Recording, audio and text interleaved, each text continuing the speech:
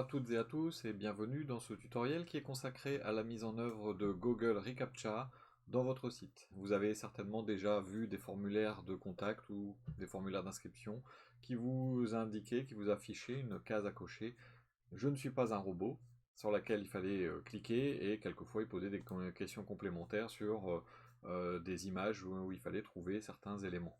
C'est un CAPTCHA donc, qui permet de protéger le formulaire contre les spams. Ce CAPTCHA est fourni par Google et il y a une nouvelle version qui est disponible maintenant, qui n'affiche même plus la case à cocher, qui est totalement automatisée. Elle affichera la case à cocher en cas de doute, en fait, indirectement. Donc ce qu'on va faire, c'est mettre en place ce CAPTCHA, qui va être donc automatisé et éventuellement, si vous voulez aller un petit peu plus loin, il y a une autre vidéo qui vous explique comment mettre en place un pot de miel qui remplacera totalement Google reCAPTCHA. Vous ne serez pas dépendant d'une bibliothèque extérieure. Donc on va travailler donc sur ce projet reCAPTCHA. Donc j'ai déjà mis en place une base de fichiers HTML. J'ai un fichier donc index.php, j'ai un fichier traitement.php qui va permettre de faire mon traitement de formulaire. Et donc ces deux fichiers vont me permettre de vous montrer un petit peu comment ça va fonctionner. Donc dans un premier temps, on va faire un formulaire. Hop là, c'est pas là que je devais cliquer. On va faire un formulaire qui va avoir comme action traitement.php. Ce sera un formulaire de contact. Donc voilà, je vais l'indenter proprement. Hop, voilà, comme ça. Donc ce formulaire de contact va être envoyé en méthode post. Voilà, et donc il va contenir des champs. Dans un premier temps, on va faire un label pour le champ qui va s'appeler nom, puisqu'on va demander le nom de la personne. Voilà. Ensuite, on va mettre en dessous une balise input qui sera une input texte qui aura l'id nom et qui aura un nom, donc name, pour pouvoir l'envoyer. Il s'appellera nom également. Donc ce champ, je vais le dupliquer puisqu'on va faire le nom, le sujet, l'email et le message. Donc je vais avoir ici non pas nom mais sujet. Donc, je vais écrire sujet. Voilà. L'email, donc ce sera un type email. Et donc je vais écrire ici email. Et le message, donc ce sera l'id message, le name message. Mais là ce qu'on va faire, hop, message. Et ce ne sera pas un input type texte, mais on va mettre directement un texte area. Et c'est une balise fermante. Voilà, texte area. Donc bien sûr, là, si je vais voir ma page, voilà. Donc j'ai le nom, le sujet, l'email, le message. Et bien sûr, il me manque un élément, c'est le bouton. Donc je vais ajouter ici en dessous un button qui va dire envoyer. Donc là, mon formulaire doit fonctionner. C'est-à-dire que je vais avoir ici, si je fais envoyer, je vais bien sur traitement.php. J'ai une page blanche pour l'instant puisque je n'ai pas fait de traitement. Donc ça, c'est la première chose. Deuxième chose, il faut justement qu'on fasse cette partie de traitement. Donc cette partie de traitement, c'est la vérification. Est-ce que notre formulaire a bien été envoyé dans la bonne méthode, en méthode post? Est-ce que les champs sont remplis, et ainsi de suite. Donc on va directement ici dans traitement.php, on va commencer par vérifier que la méthode post est utilisée. Donc on va utiliser une variable super globale qui est $server qui contient request underscore méthode et on va vérifier qu'elle est égale à post. Si c'est pas le cas, donc je vais être dans le else, je vais faire un HTTP response code de 405. Donc c'est le code réponse disant que c'est une méthode, la mauvaise méthode. Et donc on va faire un echo méthode non autorisée. Donc ça c'est la première chose. Quand on est donc dans ce if, la méthode est bonne. Donc la première chose qu'on va vérifier, c'est est-ce que chacun de nos champs sont bien remplis, enfin existent et sont bien remplis. Donc on va vérifier dans un if. Alors là, je vais faire sur plusieurs lignes parce qu'il y a plusieurs vérifications. On vérifie est-ce que $_post non est défini avec i7 et en même temps qu'il n'est pas vide, not empty, $_post non. Ensuite, je vais mettre une double esperluette pour faire les autres lignes. La dernière ligne, elle n'en aura pas. Voilà, et donc on a le nom, on a le sujet, on a l'email et on a le message. Donc ça, si c'est rempli, là on va traiter le message. Donc bien sûr, ce qu'on va faire, c'est qu'on nettoie le contenu pour se protéger des failles, par exemple XSS et autres. Donc $non égale, donc on va faire un strip tags de $_post non. On va faire la même chose avec sujet, donc $sujet. On va faire la même chose avec l'email. Et on va faire aussi avec message. Mais là, on pourrait souhaiter garder les balises HTML. Et donc, on peut juste les désactiver en faisant un HTML special chars. Donc, à cet endroit-là, vous traitez vos données par un envoi d'email ou autre. Nous, on va juste faire un écho message de, et puis on va injecter $non envoyé. Donc si on a effectivement envoyé le message, si ça a fonctionné, on va normalement ici avoir une validation. Donc on va aller sur notre formulaire, on va mettre un nom, donc là,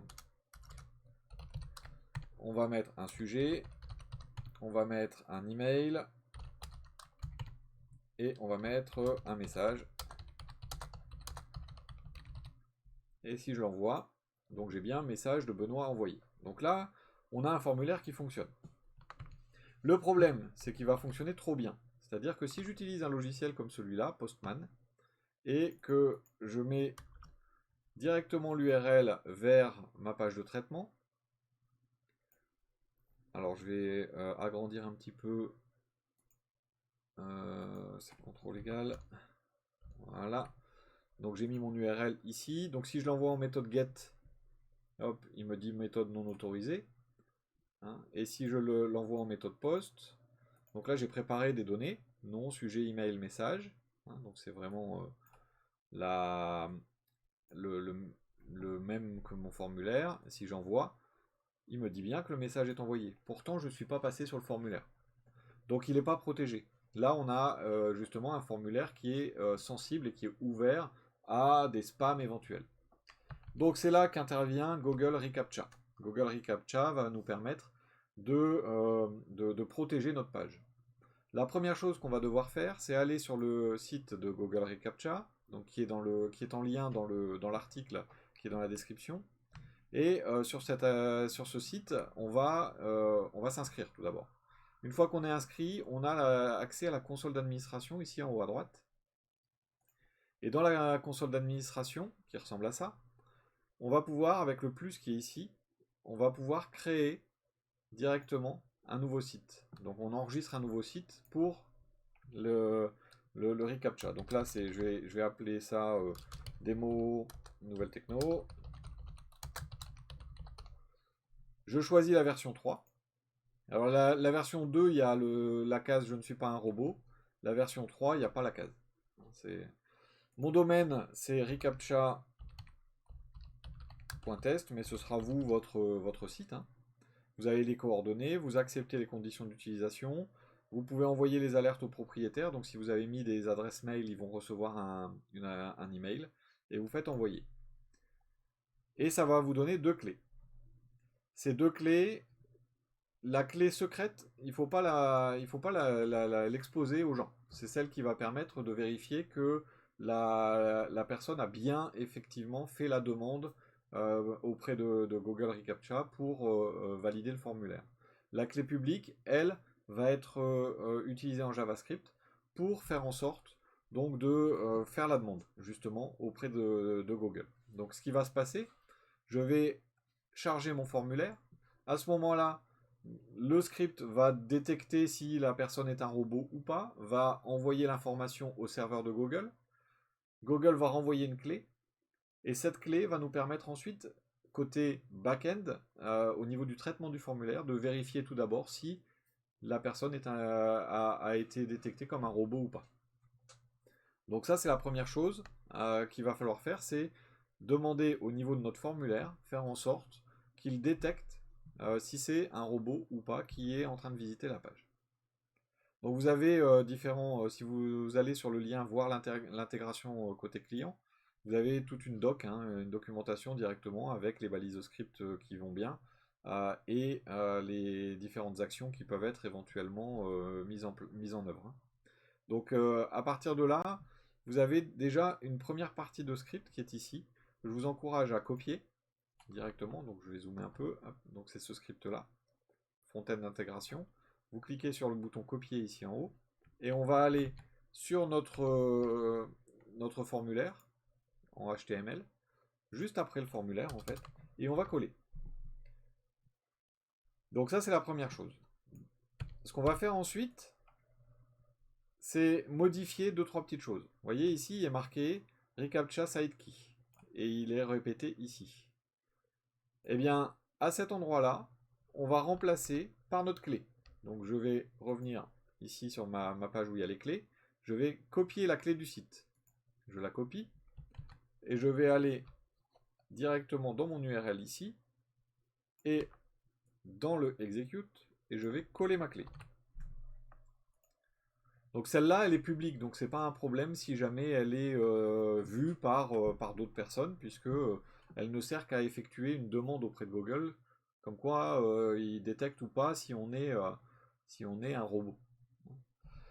Si jamais on n'est pas un robot, eh bien on va pouvoir être détecté et récupérer un token. Vous voyez, on récupère un token ici. Et donc là, on a 3 petits points qui sont les 3 petits points, la ligne qui va nous permettre de faire le traitement. Donc en plein milieu ici. Donc ce qui va se passer, c'est que on va recevoir un token. Et si on reçoit un token, on va aller l'injecter dans un champ caché de notre formulaire. Donc là, ce que je vais faire ici dans mon formulaire, au-dessus du bouton envoyer, je vais mettre un input que je vais mettre en hidden. Je vais lui mettre un ID, reCAPTCHA response, et je vais mettre un name, hop, et je vais l'appeler reCAPTCHA response. Donc je dois lui mettre un name pour pouvoir envoyer la valeur. Hein. Et l'ID, ça va me servir ici dans mon JavaScript pour aller récupérer le token et l'envoyer directement au niveau de mon input. Bien justement, là, qu'est-ce que je fais quand je récupère le token? Je fais un document getElement by ID. Je vais chercher, donc je l'ai appelé reCAPTCHA response et je lui mets un point value pour lui donner sa valeur, égale token. Côté client, c'est tout. Je n'ai rien d'autre à faire. Donc je mets mon input hidden, qui est ici. Je lui donne l'URL du script pour aller chercher donc, le script de Google. Et ensuite, j'ai mon reCAPTCHA.ready qui exécute, donc dès que reCAPTCHA est disponible, en fait, hein, quand il est chargé, on exécute à partir de notre clé l'action homepage, et quand c'est fait, quand on reçoit la réponse, eh bien, on la met dans le token. Donc ça veut dire que là, si je vais actualiser ma page, j'ai Google reCAPTCHA qui est actif. Et on voit d'ailleurs, il y a une icône qui est ici, en bas à droite, vous voyez, elle est là, ça dit que la page est protégée. Si d'ailleurs j'examine ma page, j'ai bien mon input qui est ici. Donc ça, c'est mon input a été directement chargé. Alors par contre, je me suis trompé, c'est pour ça que j'ai pas la valeur. C'est pas reCAPTCHA response comme ça, c'est avec un R majuscule que j'ai mis. C'est l'ID. Donc là, si je vais actualiser ma page, je vais avoir mon value ici qui va être mis. Voilà, j'ai mon value qui est apparu. Donc j'ai un token qui a été injecté directement à l'intérieur de mon formulaire. Ce qui fait que là, je vais pouvoir le récupérer au niveau de mon traitement. D'ailleurs, je vais aller donc dans mon fichier traitement. Et dans mon fichier traitement, je vais, avant même de traiter mon formulaire, après avoir vérifié qu'on a la bonne méthode, qu'on est en post, je vais ici, on vérifie en fait que le CAPTCHA est valide. Donc on vérifie d'abord si le champ réponse contient quelque chose. Donc, si le champ CAPTCHA response, d'ailleurs j'ai mis reCAPTCHA response, contient une valeur. Donc on vérifie s'il contient une valeur de la même façon que pour le reste. Donc on va faire un if. Donc c'est empty. Donc c'est $_post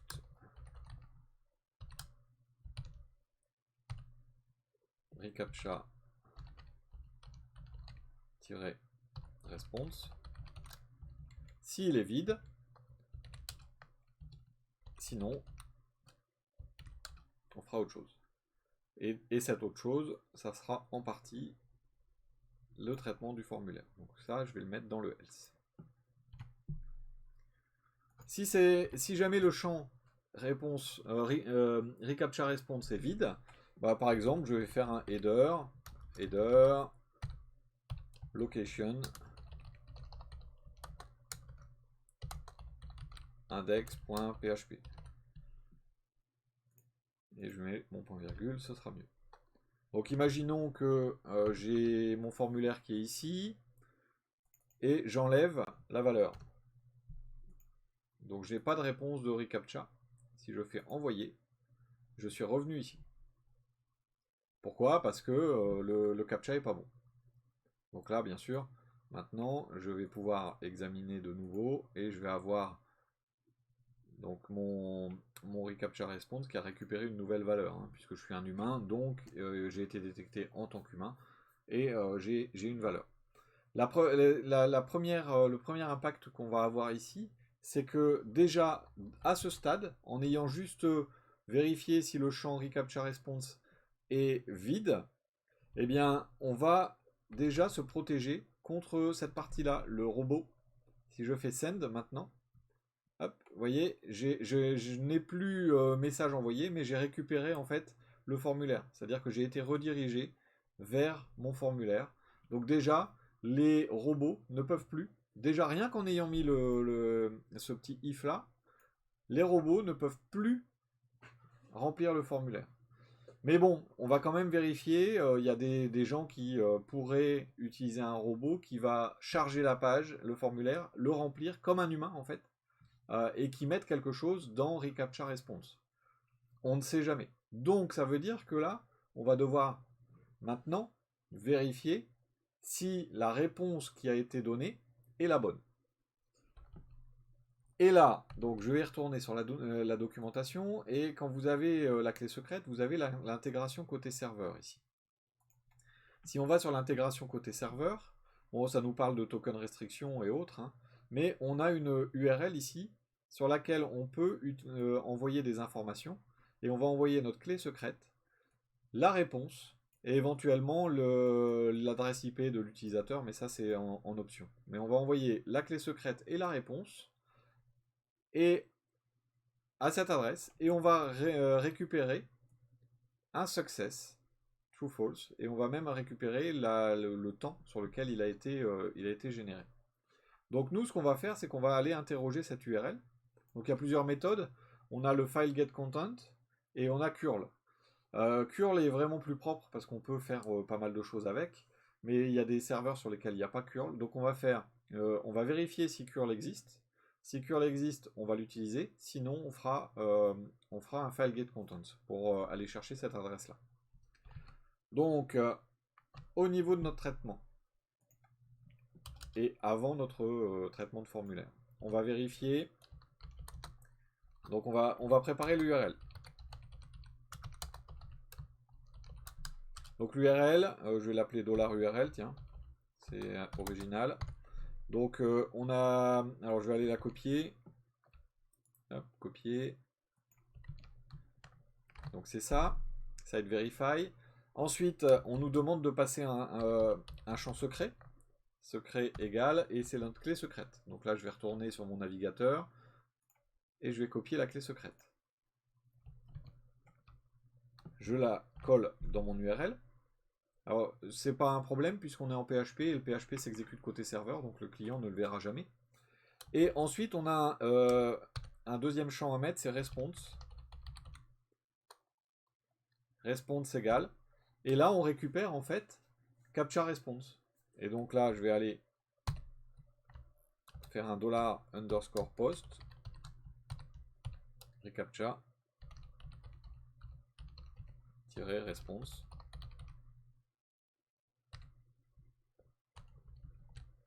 que j'injecte en fait directement à l'intérieur de mon URL. Si jamais je vous... Voilà, ça va être comme ça. Donc j'ai response, et ici, donc j'injecte directement la valeur de la réponse qui a été donnée dans le formulaire.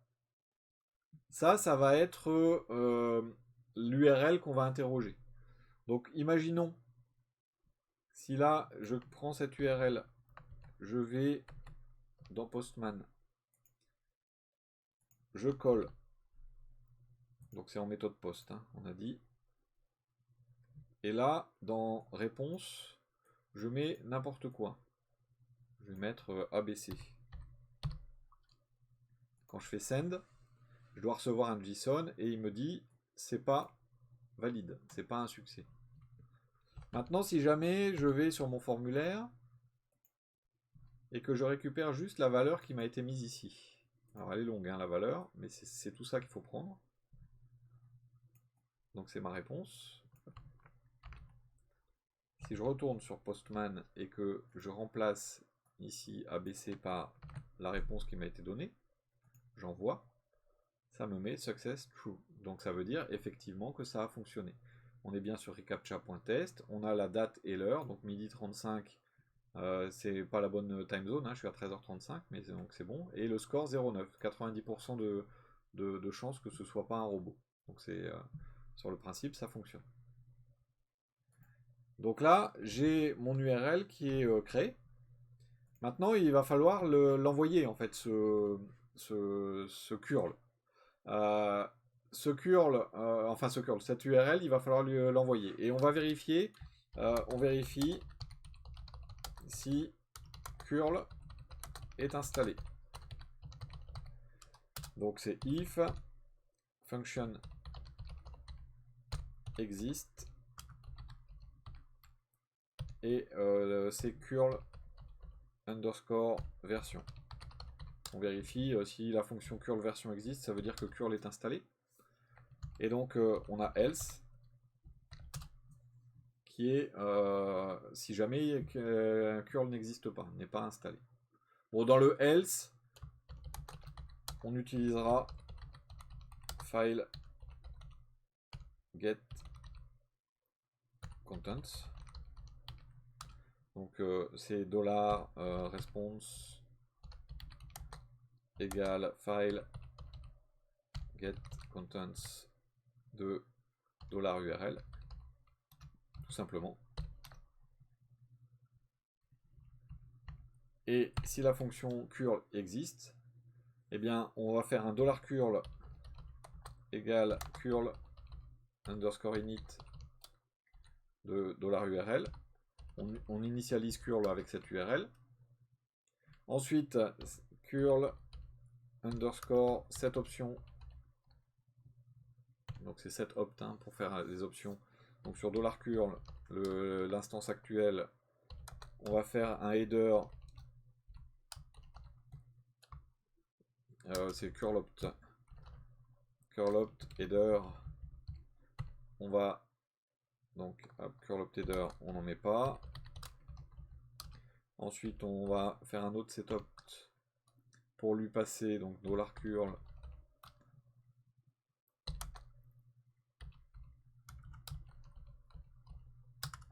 je vais y arriver. Curl opt, donc c'est curl opt return transfer. Donc je vais l'écrire parce que il y en a tellement. Return transfer, le voilà. Donc ça nous permet de récupérer la réponse. Ensuite on fait un curl setup $curl. Donc c'est curl timeout. Donc curl opt timeout. Donc pour arrêter au cas où ça prendrait trop de temps, on met un timeout. Ensuite on fait un curl setup encore. Là c'est par sécurité plutôt $curl curl opt SSL verify peer. Donc c'est on va le mettre à false, comme ça évitera les problèmes si jamais le SSL ne fonctionne pas. Et $response égale, et donc là on l'exécute, curl underscore exec. Voilà, donc avec curl on peut en plus paramétrer des options complémentaires qu'on ne peut pas paramétrer avec file get content. Si vous n'avez pas curl installé, vous faites juste le file get content et ça marchera. Donc à partir de cet endroit là, on va avoir une réponse. Cette réponse peut être soit vide, soit nulle. Et ensuite, on va pouvoir vérifier si, au niveau de notre réponse, on a effectivement notre captcha qui est valide ou pas. Donc là, si je fais alors je vais faire un echo. Je vais mettre une balise pré pour mettre en forme. Hop. Et donc je vais faire un slash pré. Et entre deux, je vais mettre un vardump de $response.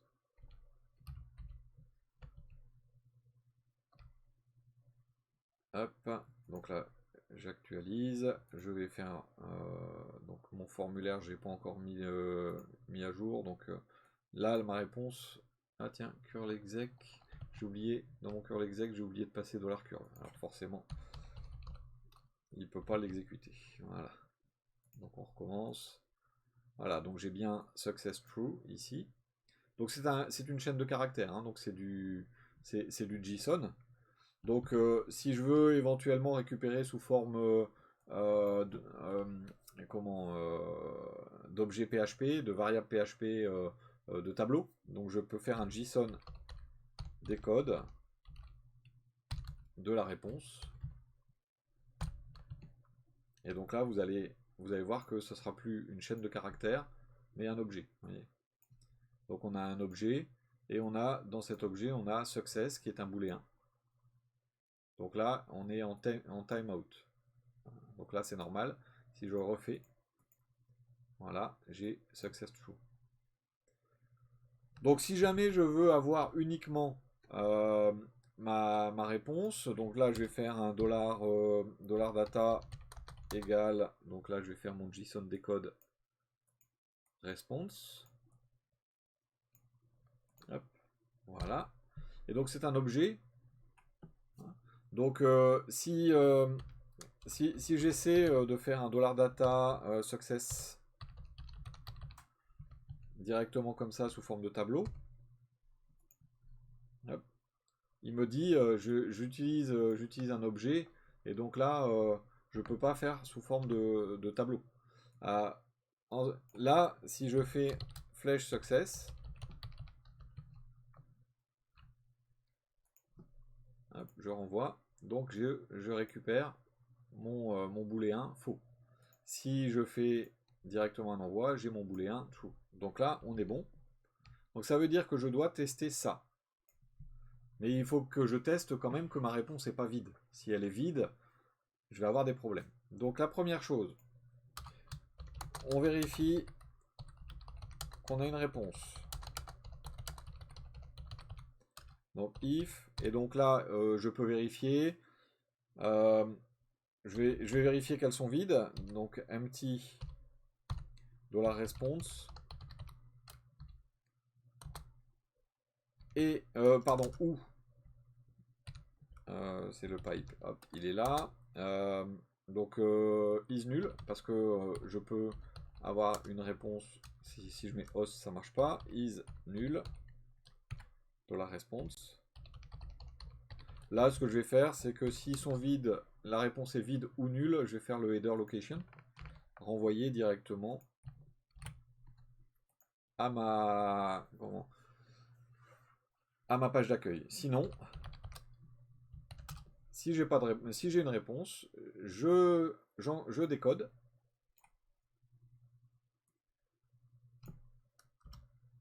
Ensuite, je vérifie if $data flèche success. Il est true ou false. Et si c'est un succès, et seulement si c'est un succès, je fais mon traitement de formulaire.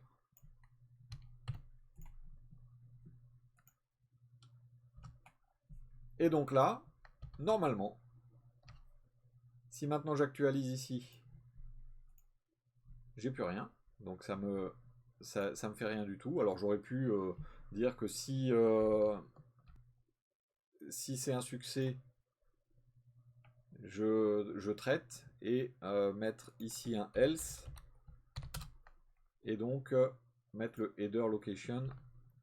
Et donc si jamais on a une réponse false depuis Google, donc là quand c'est true, il ne se passe plus rien. Si j'actualise et que j'essaie de renvoyer, je reviens sur ma page. Donc quand j'ai false, je reviens sur la page.